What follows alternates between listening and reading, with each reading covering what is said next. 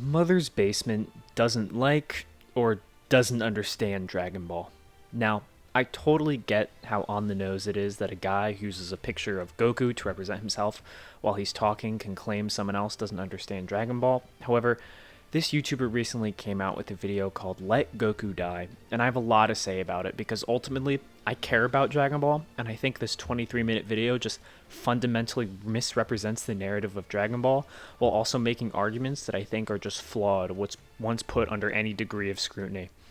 Originally, this video was just going to be my raw reaction to the video itself, but I don't think I eloquently get across everything I was trying to say. So most of the video is going to be actually my scripted response to how I personally understand his arguments, mixed in with my own live reactions here and there. Mandatory disclaimer, I have nothing personally against this guy, and I don't think I've watched a video of his in a very long time. I just think he makes a lot of bad takes in this video, and that Dragon Ball happens to be lambasted at the front of it for whatever given reason. So today, let's talk about why we should let Goku live. Part 1. Mother's Basement doesn't like or understand Dragon Ball. This is my biggest and most fundamental issue with the video. Now, it could be that he just does an absolutely horrendous job of coming across as someone who actually values Dragon Ball in any way or understands it beyond just the face value events that are occurring from chapter to chapter or episode to episode. However, he goes out of his way to summarize essentially the entire series in a way where it seems like he was never a fan of any of it. He describes everything as if it was just suddenly occurring for no reason. Oh, but he's good now, and stuff like even godlier God. While none of this is overt criticism, there's an obvious subtext here that Mother's Basement doesn't think any of these are very good writing choices. The ultimate of this is how he repeatedly calls Vegeta evil Goku. I get that that's a joke he's making here, but that all Saiyans are Gokus, but that is still wrong and at worst a blatant misrepresentation. A slightly convoluted setup for our hero to hit the afterlife for a training arc with an even godlier god than the one who trained him to beat the Demon King, returning just in time to save the Earth from another, stronger evil Goku from space. Also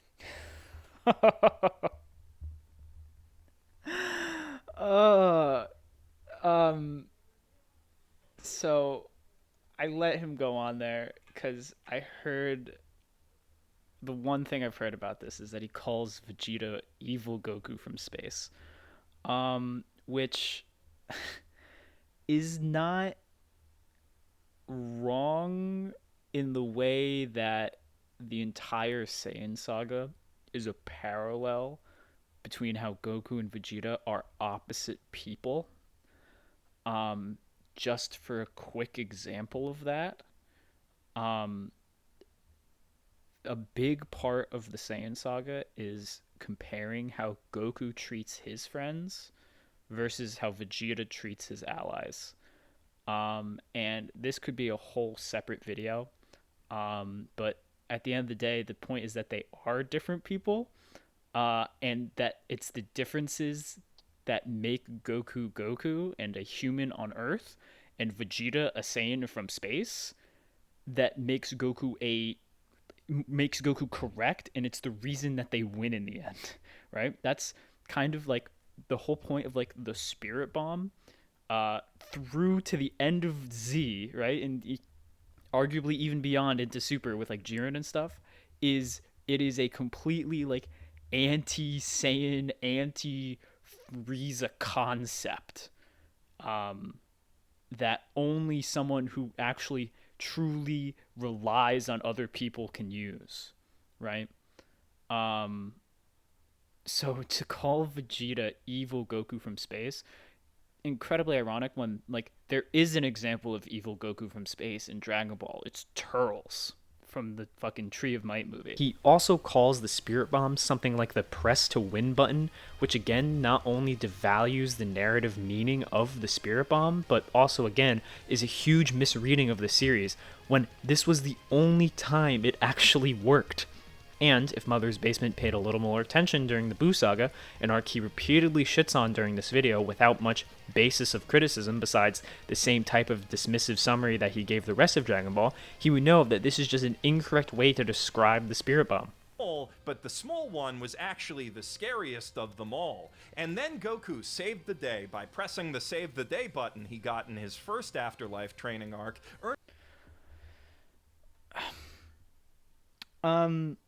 This is the only time the Spirit Bomb beats somebody.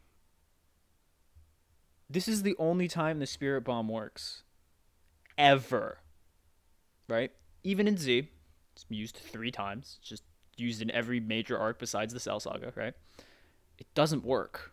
The villain tanks that shit. They eat it up. Nom, nom, nom, nom, nom, right?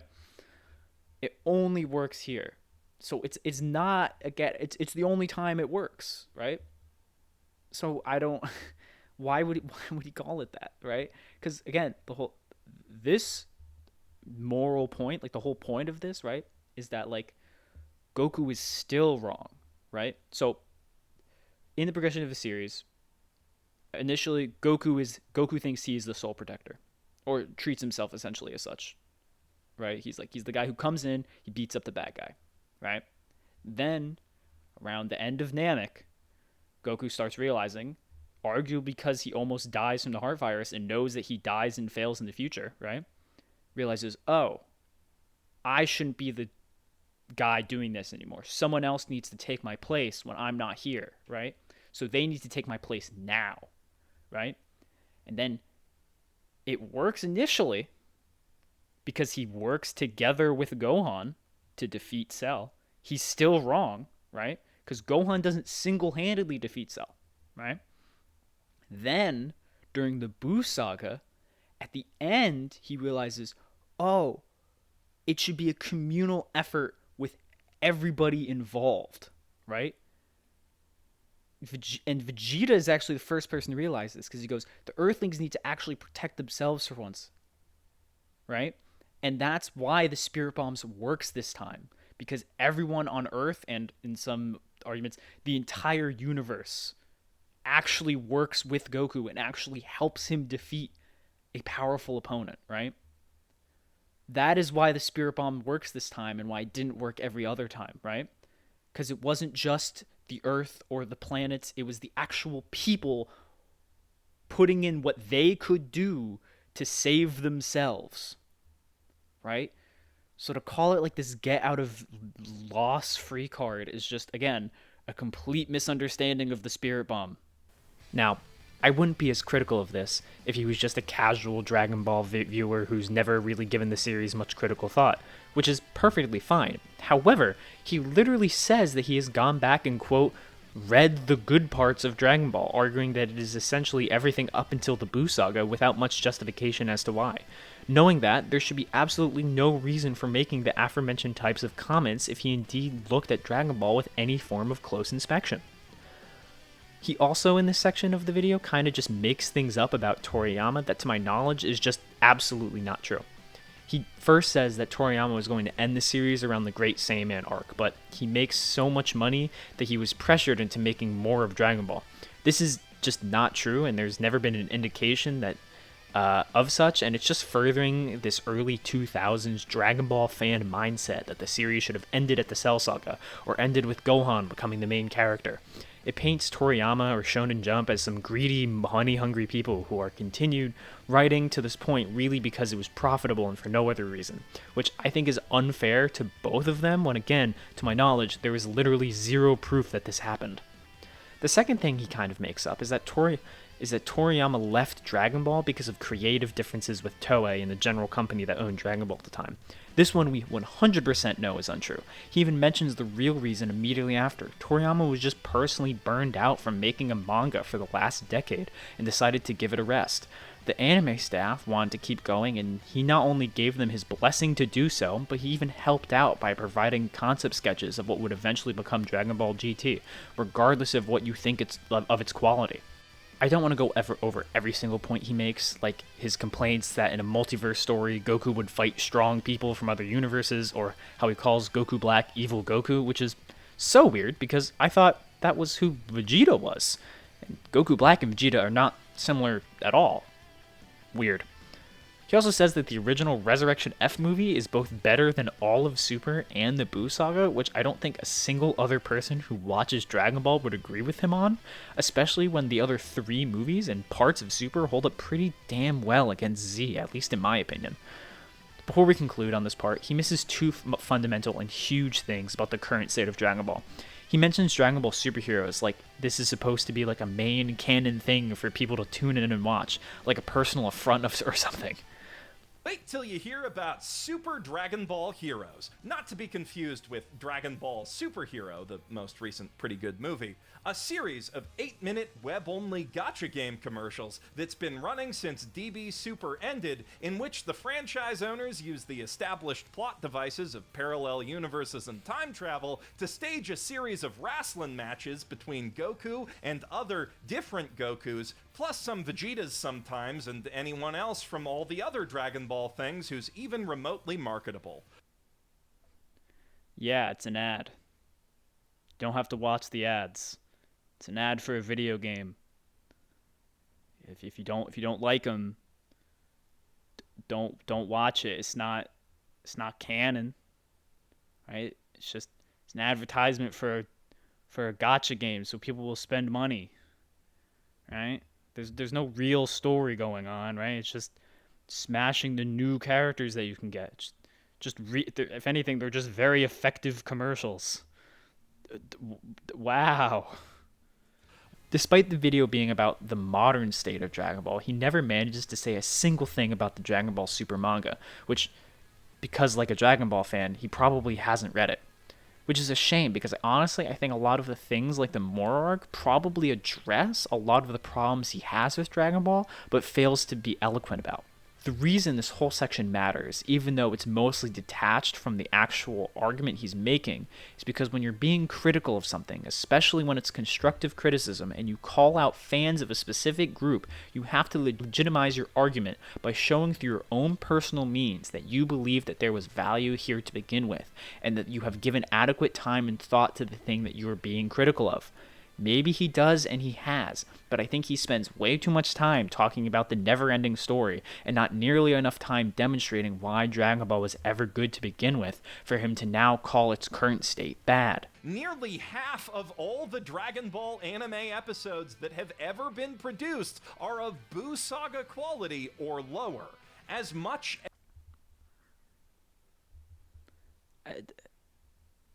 This would work better if he actually said why the Buu Saga is bad. But he hasn't, right? If I was going to criticize a piece of media, right, and do that criticism by comparing it to something else, right, I would justify why the first thing is bad. Oh my god. Part 2. The never-ending story. Now, as a counterpoint to that, you might point to the widely beloved 80s fantasy classic, The Never-Ending Story. I wouldn't. No, I would not point to an 80s classic never-ending story as an example of why letting media continue on if people ask for it is a bad thing. Honestly, this clip could have been the entire section. I think attacking a very specific hypothetical argument founded upon the argument made by a random kids movie in the 80s is not an appropriate or an adequate way to argue for your side. From how I understand it, because again, I think using a kids novel as a basis for your hypothetical counterpoint makes it incredibly muddled. He just thinks that some people become addicts to fiction, I guess, for a fictional property, and that's bad. The last thing I want to do is misrepresent what he's trying to say. It would make me a bit of a hypocrite, but with where he goes from here, that's all he really seems to be saying. If I'm wrong, let me know what he was trying to say here with this, because it just felt like filler for this already long video. But let's move on to the final chunk. Part 3. Ending's good. This entire section begins to branch away from just Dragon Ball and talk about how essentially being anything long-running is usually bad for a series. I think he makes a fundamental mistake here in arguing that when something long-running is good and when something long-running is bad. He argues to One Piece as an example of a long-running series that he deems as acceptable. He argues that this is the case because it has always been approaching what he calls an endpoint, and that essentially it continues to be fresh and good.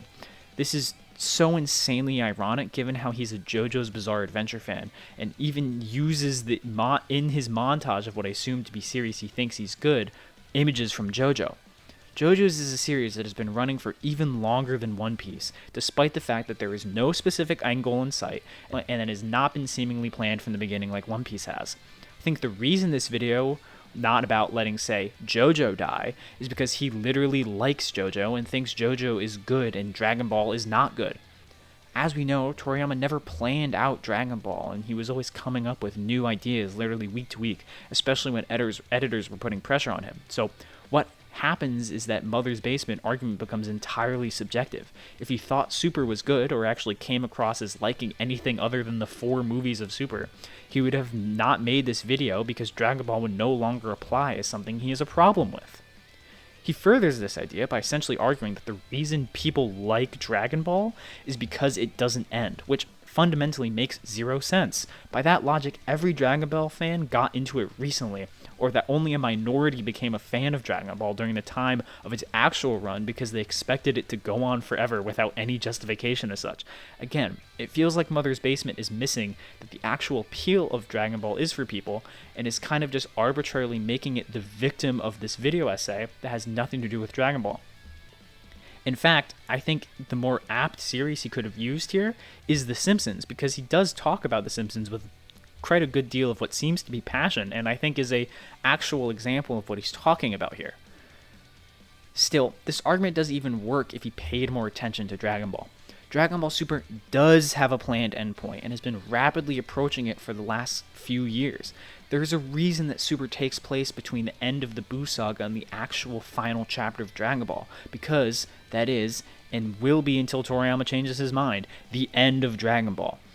You can watch as little or as much as Super as you want, but you cannot say that it is going nowhere. We know exactly where it is going. It is that last chapter. Honestly, I would love to hear what he thinks about comic books. They're the exact kind of thing that he shouldn't like, incredibly long-running and technically continuous stories that don't have and probably will never have an ending. By his logic, Spider-Man should have ended decades ago. Maybe when the original writers left the story, or when Spider-Man reached a certain achievement in his life, but that suddenly denies all the good stories with Spider-Man in them that have come after. Are there bad Spider-Man stories? Absolutely, but even short stories that are 100% planned from the beginning can be bad. No level of length or planning inherently determines the quality of a fictional story. So when Mother's Basement tells fans to essentially boycott Dragon Ball and no longer watch, read, or buy any new Dragon Ball products so they can let Goku die, it just feels like his argument is misguided and hollow coming from someone who never really cared and certainly doesn't care now. So take it from me. Let Goku live or don't. Just don't let some guy on the internet tell you what to watch. See ya.